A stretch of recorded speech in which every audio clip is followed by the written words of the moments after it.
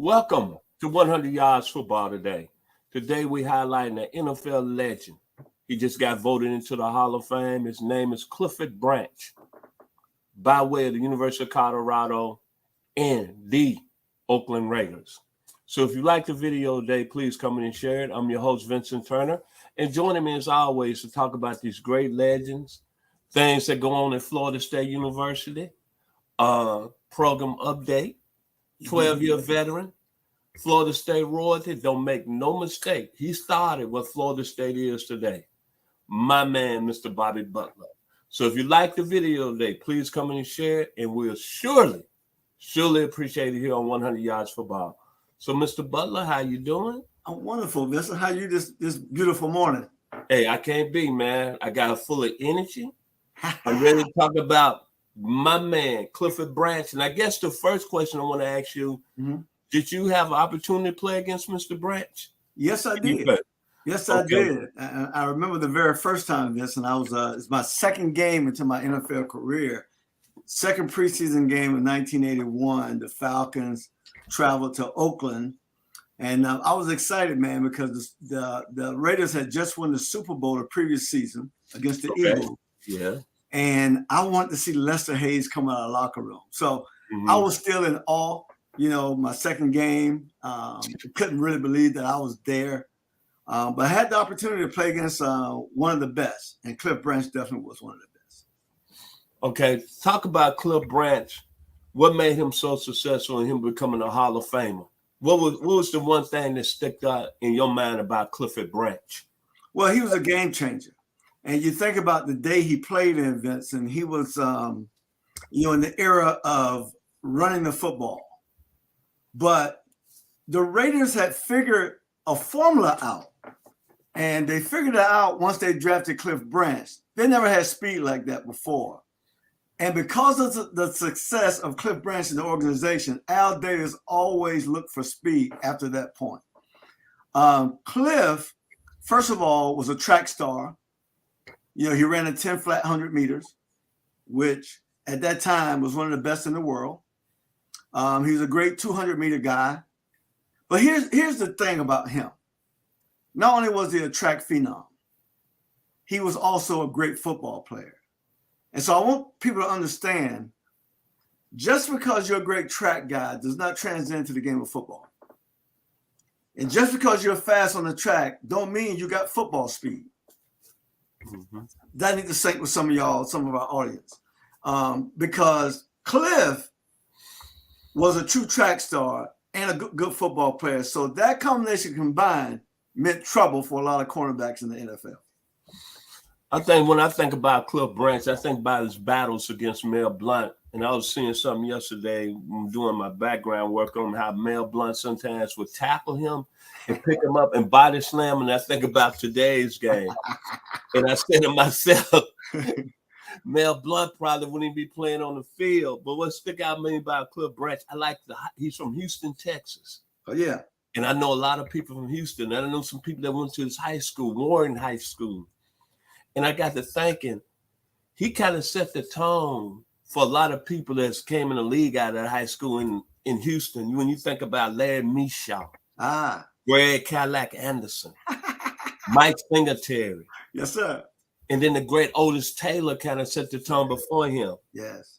Then Lloyd Month. And then you're looking at not only from a football standpoint, but the former lead singer with In Vogue, Terry Ellis. You know how fine she was. And I'm thinking about high school is correct. How he came out of that situation, and then he went to the University of Colorado. And to be honest, true story. I know about Cliff Branch, who was at Colorado back in '71, because Colorado was ranked 14th in the country, and they played Ohio State in the horseshoe up there in Columbus. And Ohio State was coming out the roads and ranked number 7, and Colorado won that game. And the key play was Cliff Branch taking a punt back 69 yards. I said, man, that guy got a lot of speed. So then I kind of turned my focus to the '72 NFL draft. And I'm going to give you some names. These was all the people that was drafted before Cliff Branch. Ahmad Rashad at Oregon. Jerome Barkham at Jackson State. Chad Beasley at Auburn. Mike Siani, that became a teammate in Oakland. That's right. Glenn Daughtry at Michigan. Tom Reynolds at San Diego State. Charles McKee at Arizona. Gary Hammond at SMU. Robert West at San Diego State. And Andy Hamilton at LSU. Where are them guys at now? Quiet. And then you look at Cliff Branch. You're right.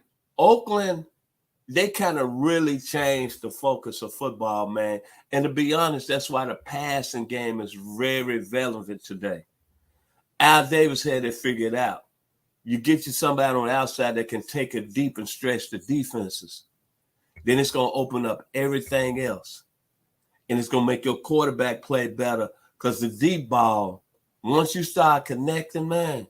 And the thing, I didn't know Cliff Branch had 67 touchdowns in his career. And I don't really remember seeing Cliff Branch catch too many slants. And he had only like 8,000 career yards. Yes. But the thing that stick out to me about Clifford Branch, Bobby, he came up big when the money was on the line. When the money was on the line. That's right. That's right. The money on the line. Against Minnesota in Super Bowl. He had only 3 receptions, but for 20 yards, but he had a key 15-yard reception in that game. Then against the Eagles, like you said, coming off that Super Bowl year, he had 5 receptions, 6, 7 yards, 2 touchdowns. Then against the Redskins, even as a 35-year-old, he had 6 receptions in that Super Bowl game. And then even on Monday night, that's why I really go back at 83. He took that still the longest play in NFL history, a 99-yard touchdown. But he played hard, man, and he kind of put me in the mind, you only played at 155 pounds. That's right. You got to be a dog, man, to play in that. And the game was way much physical. Oh, way more. Than it is now. Yes. I mean, you got away with a lot, but then the skill set with Cliff Branch, the line release. Right. The quickness, the playmaking ability. But you look at the Raiders teams, you really don't. Over the years, he's not really mentioned in Oakland Raiders royalty like that. Right. And I'm really glad that he made it in the Hall of Fame. Because when you talk about the Raiders, you talk about Marcus Allen, you talk about Jack Tatum, you talk about Dale LaMonaco, you talk about Jim Plunkett. You even talk about your guy from Florida State, Fred Belifacall. More than any receiver. Yeah, but nobody really talks about Clifford Branch, man. But now, when I look at it, he's getting his due. And I'm very happy for him. And, man, when you look at it, he was a guy that can really, really take the top off, man. And then the battles he had. Right. Even in practice, Lester Hayes, my dad. But then going against the Steelers and Mel Blount. Oh, yeah. Man, that was real there. It was real. Here's the thing, Vincent. I want you to take this in consideration. Think about the era he played in, right? The era he played in was you run the ball until you have to throw. So the featured receiver, what they would call today, the number 1 receiver for the Oakland Raiders was Fred Belitnikov. Okay? Fred was a guy that can work you from a route running standpoint. Right? Yes, sir. But the thing that made Fred so good, not only was Fred good, he was a good player. But the backside, how Cliff Branch would take the top off the coverage. And so that allowed Fred to single up and do his magic. Right? And so that guy, even though Cliff could have been a number 1 receiver somewhere, he's still considered the number 2 guy. Right? And so let's think about the history of the game. Bob Hayes playing in the late 60s, early 70s. He used to take the roof off the top, mother sucker, if you understand what I'm saying. Yes, sir. You know, and so that guy is not necessarily the guy. But if he'd been playing in today's game, everybody would be bowing down like that. Yeah, he'll be the guy. He'll be the guy because everybody's catching balls now. Cliff Branch was special. I remember that night I played against him for the first time. Now, here's the deal back then. I never had to face him one-on-one. because some teams back in the old day, Vincent, I don't know why. If you play receiver for them, you play on one side. So he played both X and Z. He never swapped sides. He always played to his left side. And I was a left corner. So I never had to really line up against him and compete. But Kenny Johnson did from Moss Point, Mississippi. And, you know, he burned us down the middle of the field for a long post pass on Kenny that day. But, you know, we're in cover free. Our free safety should have been available. Anyway, Cliff was special. Now, here's the other thing. You have a lot of speed guys in the game, even to this day. And we see the speed guys from a combine standpoint. They may be projected to go 4th, 5th round, but they get to the combine, they run a 4.240. So now they go from the 4th and 5th round draft selection to a 1st or 2nd round, and we don't hear about them again in the next few years, right? Because they were not that good of a football player in the jump, right, from the jump. Cliff Branch was a football player and a speed guy. And so his numbers speak for themselves. You know, nobody can ever break the longest touchdown, pass and receiving touchdown in the history of the game, because we can't measure 100 yards. We can't put the ball on the goal line, right? So the best anybody can do is tie him for that, right? But on top of being a stretch guy, Vincent, here's the thing about Cliff Branch that was special. He can work you in the intermediate routes. And because he can do that, he had the fear of the corners. And so instead of playing him and really challenging him, they gave him space, right? That's the ultimate respect for a wide receiver if a corner give you space. Now what you can do, Vincent, if the coach is on board, if he understands the chess game, let me say this, every coach don't understand how to play the chess game. Most coaches in the NFL to this day are not professional or excellent in their playing the chess game. So all they're interested in is the creativity of their playbook. And whatever their playbook says, they're going to run plays according to that, and according to down and distance, and according to certain situations. As opposed to looking at the matchups.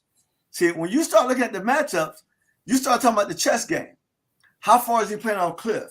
Now, what can we go to? How can we get this guy because he's playing Cliff a certain way? All right, over here on Fred, how are they playing Fred?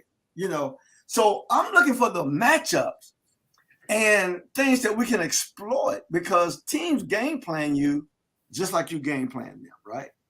So Oakland was excellent at the chess game. That's why they won all those Super Bowls. That's why Cliff Branch he was an all-pro.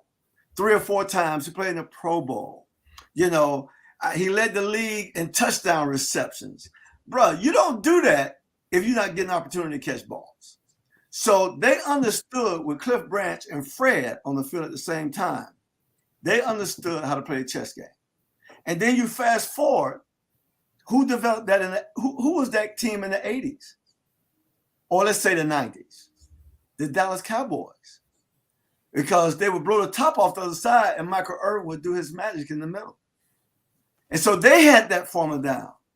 And with all the receivers in the game today, with all the athletes, with the way they've taken the physicality out of the game, and you can only do so much. It's an offensive game now. The viewers, the coaches, the league owners, they want to see more touchdowns. They want to sell more money. They want to sell more marketing, more commercials, right? And what does that, Vincent? Not great defensive battles. In my 12 years in the NFL, they never came into the room because what they do, the league will come will go to every team in preseason and talk about the new rules because they change rules every year. Now listen at this. In my 12 years, they never came to the Falcons and talked about a change to enhance defensive play. It was always how we're going to score more touchdowns. And I'd be sitting back in that meeting like, come on, man. Come on, man. They're already getting away with murder. Come on, man. And so they want to score more points, right? And so you think about the game today, but you think about the old game when Mel Blount can pick you up and slam you on the line of scrimmage. Yeah. Let me tell y'all something. Cliff Branch was 155 pounds. That's what I weighed when I came in the league, 155. All right. Cliff Branch was a speed guy. I was a track All-American at Florida State as well, right? So I understand that. But thank God for Cliff Branch because it allowed guys like me to play the game. Cliff Branch, if he was playing today, Vincent, he wouldn't play corner. Let's get that clear. He couldn't play corner. We're talking about a guy who was 6'4", 220. And now the rule is you can't bump the guy but one time within the first 5 yards. He couldn't do that. But he'll be an edge rusher. He could play in the secondary somewhere in the safety, but he will not be a corner in today's game. But I take my hat off to Mel Blount because he was a special, unique guy. So that's the thing. The Raiders were able to take Cliff Branch and stretch the defense and work a defense to death. And then, just like you see Tom Brady today, a dink over here, a dunk over here, a dunk over here, a dink over here, and now I'm going up top. That was the formula for the Raiders back in the old day, and it worked this way. And the thing that I'm so sorry about, Vincent, more than anything, I'm happy that Cliff Branch is going to the Hall of Fame this year in a week or so, but I'm disappointed that he didn't go in when he was alive. Yes, sir. Because his numbers were always there. I can't take it when they have these older guys who deserve to be in, that they don't go in until it's, they can't even get their roses, right? I'm praying right now that my boy, my class, Everson Walls, get in. Yes, sir. I pray he get his roses. There are a lot of guys that haven't gotten their roses yet because they're trying to make some of these guys be first-time ballot winners. That's crazy, though. It's crazy. But I take my hat off to the Branch family.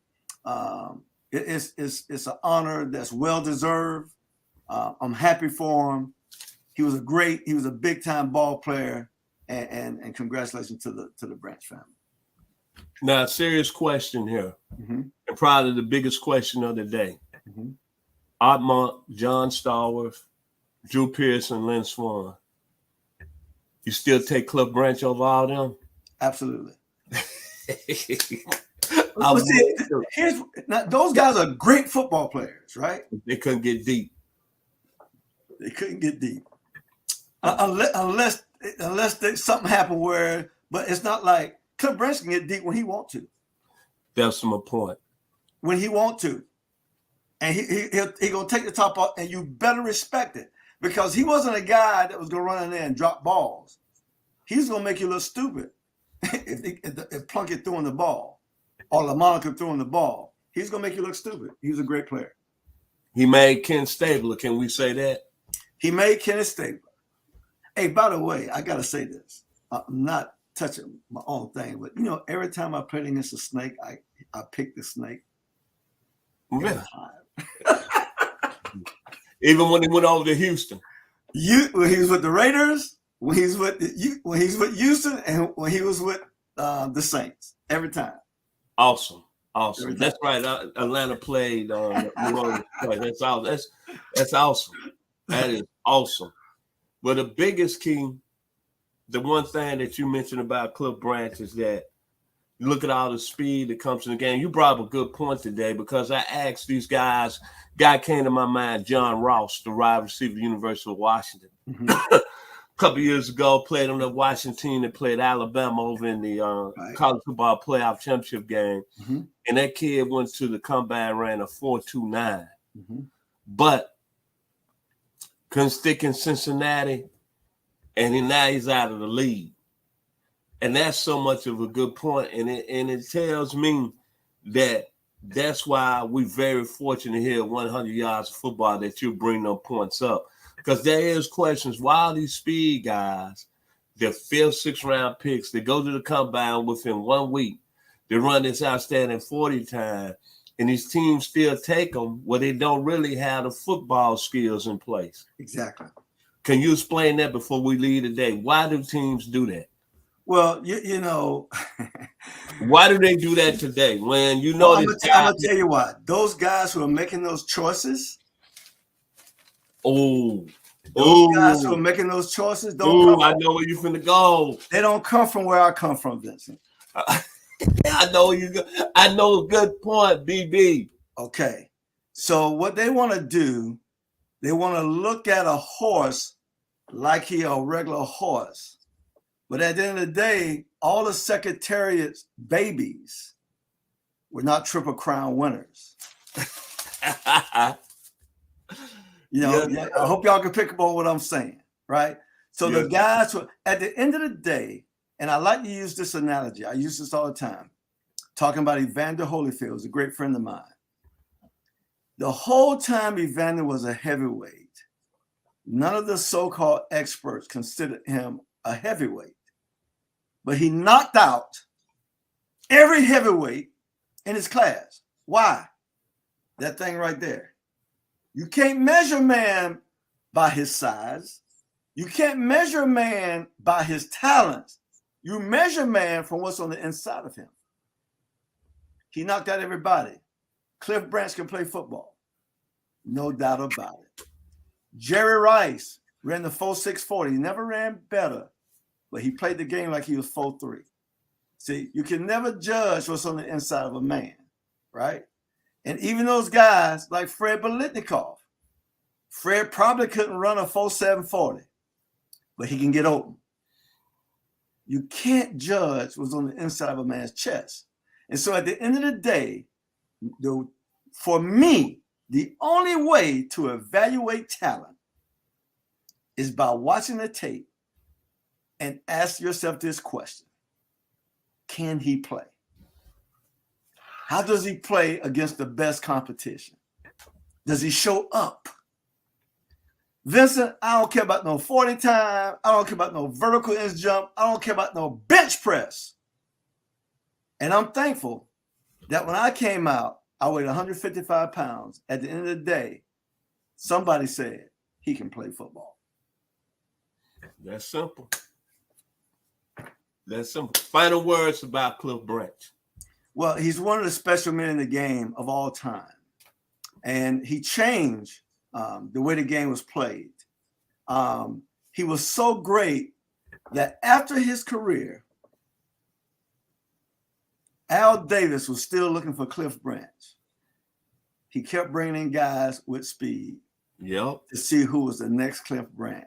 That's true. And his son is still doing the same thing. Because I can imagine at the Davis household, at the dinner table, Cliff Branch's name came up quite often. If you like the video today, please come in and share. To Raider Nation, you need to give honor to Cliff Branch next week at the Hall of Fame. To the producer, Mr. Jeremiah Long, thank you so much. When I think about Cliff Branch, man, I'm going to keep it real and simple. I think about August the 6th, 1945, when the atomic bomb was dropped on Japan. Cliff Branch was the atomic bomb for the silver and black. Commitment to excellence. If you like the video, please come in and share it. Vincent Turner and my guest, the legend, the veteran. That's what makes this platform so special. We have this gentleman right here because he's a gentleman that wasn't an undrafted free agent. They didn't play 3 years in the league. And we argue all the time. And I'm going to go and say it today. Maybe he was part of the greatest NFL draft of all time. 1981, 25th selection overall, the Atlanta Falcons, Mr. Bobby Butler. Thank you. So enjoy the week here on 100 Yards of Football. Thank you and God bless.